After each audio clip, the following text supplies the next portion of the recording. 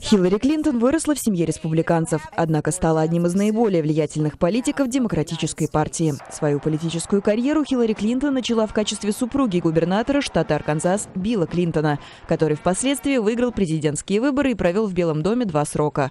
Хиллари и Билл закончили юридический факультет Ельского университета и заметно отличались от большинства политических пар. Еще во время предвыборной кампании 1992 года Билл Клинтон пообещал своим избирателям, что, выбрав его президентом, они получат 2 по цене 1. Корреспонденты, освещающие события в Белом доме, отметили активное участие Хиллари Клинтон в политике и ее неофициальную роль первого помощника президента. Билл Клинтон поручил Хиллари провести амбициозную реформу системы здравоохранения США. Однако она потерпела неудачу, не сумев заручиться поддержкой Конгресса. В 2000 году бывшая первая леди начала самостоятельную политическую карьеру, выиграв выборы в Сенат США. В течение 8 последующих лет она представляла на Капитолийском холме штат Нью-Йорк. Уже тогда многие обозреватели отмечали, что это первый шаг к ее президентству. В 2008 году Хиллари Клинтон вступила в борьбу за Белый дом, но проиграла внутрипартийные выборы малоизвестному тогда сенатору от штата Иллинойс Бараку Обаме. Однако Обама, став президентом, назначил ее главой Госдепартамента. Таким образом, Клинтон вновь создала прецедент, став бывшей первой леди США, занявшей министерский пост. В качестве госсекретаря Хиллари Клинтон была вовлечена в решение ряда международных проблем, от вывода войск США из Ирака и Афганистана до событий арабской весны на Ближнем Востоке и в Северной Африке. Она стала одним из инициаторов перезагрузки отношений с Россией. Скандалы всегда окружали Хиллари Клинтон, которая в 1996 году стала первой в истории первой леди США, давшей показания перед судом присяжных. Читу Клинтон тогда обвинили в финансовых махинациях и злоупотреблении служебным положением.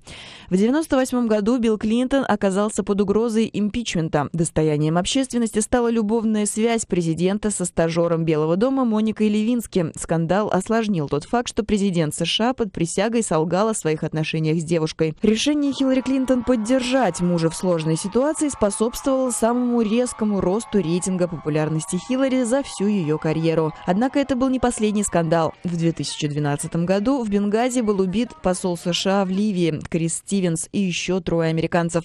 Госсекретаря Клинтон обвинили в том, что она не позаботилась о безопасности американских дипломатов и неадекватно отреагировала на сообщения о нападении на дипломатическое представительство США. В начале 2013 года Клинтон ушла в отставку с поста госсекретаря и вновь вступила в борьбу за президентство. Изначально она считалась фаворитом Демократической партии. В отличие от кампании 2008 года, Хиллари Клинтон, не стесняясь, акцентирует то, что она женщина, что, естественно, отличает ее от 44 предыдущих президентов Соединенных Штатов.